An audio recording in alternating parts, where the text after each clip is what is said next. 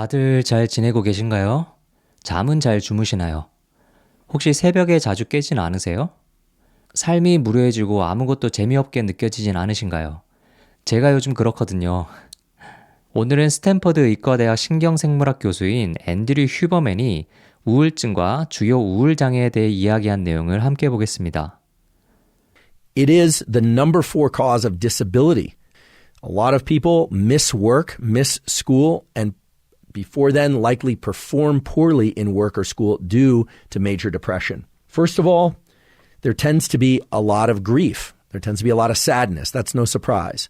There's also this thing that we call anhedonia, a general lack of ability to enjoy things. For the time being, we want to frame up anhedonia, this lack of ability to achieve or experience pleasure, a kind of a flat affect as it's called. Sometimes even delusional thinking, negative delusional thinking, and in particular, anti-self confabulation. They are viewing themselves and they are confabulating according to a view that is very self-deprecating to the point where it doesn't match up with reality. 스스로를 비관적으로 바라보기 시작했거나 저평가하고 있다면 우울증을 의심해 볼 필요가 있겠네요. 사실 살아가는 데 있어서 어느 정도의 근자감이나 자뻑이 도움이 되긴 하죠. 이어서 휴버맨 박사는 우울증으로 인해 나타나는 생리적 증상들에 대해 이야기합니다. Common symptomology of major depression is what they call vegetative symptoms. Okay, so vegetative symptoms are symptoms that occur without any thinking, without any doing, or without any confabulation. These are things that are related to our core physiology. Things like constantly being exhausted. The person just feels exhausted. They don't have the energy they once had. So it's not in their heads. Something is disrupted in the autonomic or so-called vegetative nervous system. And one of the most common symptoms of people with major depression, one of the signs of major depression, is early waking and not being able to fall back asleep despite being exhausted. So waking up at 3 a.m. or 4 a.m. or 5 a.m. just spontaneously and not being able to go back to sleep. It's well known that the architecture of sleep is disrupted in depression. And there are hormones that get disrupted. So cortisol levels are increased. In particular, there's a signature pattern of depression whereby cortisol, this stress hormone that normally is released in a healthy way only in the early part of the day, is shifted to late in the day. In fact, a 9 p.m. peak in cortisol is one of the physiological signatures of depressive likes. 제가 요즘 저런 수면 패턴 때문에 고생하고 있는데 우울증을 갖고 있는 줄도 몰랐네요. 이어서 휴버맨 박사는 우울증과 관련된 3가지의 주요 신경 전달 물질에 대해 말합니다. So it's very clear that there are at least 3 major chemical systems in the brain, norepinephrine, dopamine, and serotonin, that relate to and can adjust the symptoms of depression. And those actually can be divided into separate categories. So for instance, epinephrine or norepinephrine is thought to relate to the so-called psychomotor defects. This is the lethargy. This is the exhaustion. This is the inability to get out of bed in the morning. Dopamine is thought to relate to the anhedonia, or I should say lack of dopamine in depressive patients is thought to lead to the anhedonia, the lack of ability to experience pleasure. And serotonin is thought to relate to the grief, the guilt, some of the more cognitive or more emotional aspects of depression. 간단히 정리하면 이렇습니다. 노르에피네프린은 각성, 에너지, 행동 활성화와 관련이 있고 도파민은 즐거움, 동기, 보상 추구에 세로토닌은 슬픔, 감정 조절, 죄책감과 관련이 있다는 거죠. And unfortunately, brains and organisms don't work in a simple mathematical way where you just say, oh, well, this person's experiencing a lot of grief, but they don't have any problems with, lethargy. And so let's just boost up their serotonin. On paper, it works, but oftentimes it doesn't work clinically. A really good psychiatrist will work with someone to try and pull and push on these various systems to find the combination of drugs that may be or may not be correct for them. 노르에피네프린, 도파민, 세로토닌 이 3가지를 잘 기억해 두세요. 우울증 치료에 직접적인 영향을 주는 대표적인 물질입니다. 이어서 휴버맨 박사는 스트레스와 우울증의 관계에 대해서 이야기합니다. 스트레스 호르몬인 코르티졸이 우울증에 직접적인 영향이 있다고 하네요. And cortisol hormone. Why cortisol hormone? Well, more stress is correlated with more bouts of major depression across the lifespan.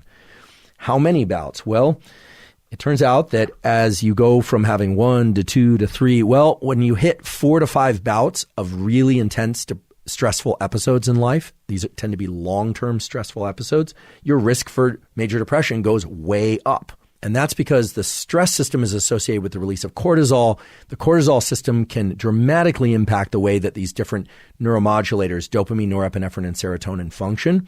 스트레스가 우울증 발병을 유발하는 핵심 요인 중 하나라는 거죠. 정말 스트레스는 만병의 원인이네요. 이어서 휴버맨 박사는 우울증 완화에 도움이 되는 행동과 습관에 대해 알려줍니다. Any behavioral tool that adjusts the levels of a particular chemical ought to perhaps provide some relief for some of the symptoms of major depression. Let's take an example that I've talked about before on the podcast, which is if you get into a very cold shower, you take an ice bath, you will release norepinephrine and epinephrine in your brain and body. There's no question about that. If some aspects of depression are related to low levels of norepinephrine, will taking cold showers relieve your depression? Will exercise help? Well, if you go out for a run, you're going to increase the amount of norepinephrine in your body. If you enjoy that run, it's likely that you'll increase the levels of dopamine and probably serotonin in your brain and body as well. Will that cure your depression? Well, there are a lot of studies exploring how exercise can impact depression, and indeed regular exercise is known to be a protective behavior against depression, but it also can help relieve some of the symptoms of depression. 역시 운동이 빠지지 않죠. 제가 그동안 멘탈을 붙잡고 있었던 방법 또한 운동이었는데 효과를 본 것 같네요. 이어서 휴버맨 박사는 우울증을 줄일 수 있는 영양제에 대해서 이야기합니다. But let's look at depression from the standpoint of a deeper biological phenomenon, which is inflammation and the immune system. There's growing evidence now that many forms of major depression, if not all of them, relate to excessive inflammation. When we are stressed, chronically stressed, we get inflamed. Our brain and various locations in the brain become inflamed because certain classes of cells, in particular those glial cells, those cells and their biochemistry and their dialogue with the neurons of the brain and body starts to become disrupted. It turns out there is a set of actions that we can take in order to limit inflammation. One of those approaches is to increase our intake of so-called EPAs, or essential fatty acids. Increasing our intake of these essential fatty acids, in particular the EPA variety of omega-3s, can lower the effective dose of things like SSRIs. The threshold level seems to be about 1 gram, 1,000 milligrams of EPA. But what's really important to look at is whether or not there's more than 1,000 milligrams of EPA.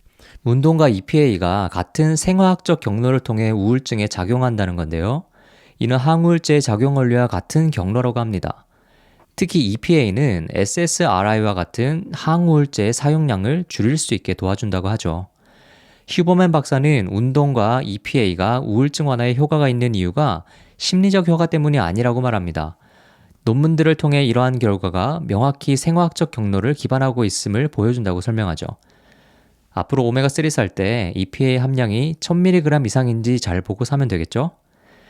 이어서 우리 헬창들이 좋아할 만한 얘기인데요. 휴버맨 박사는 우울증 치료에 사용될 수 있는 보충제에 대해 이야기합니다.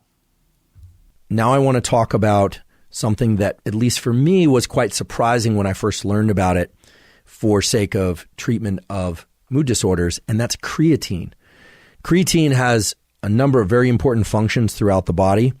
For those of you that are into resistance training, and actually for those of you that are into endurance training as well, because supplementation with creatine can draw more water into muscles and can increase power output from muscles. However, there's also a so-called phosphocreatine system in the brain, and that phosphocreatine system has everything to do with the dialogue between neurons and these other cell types called glia.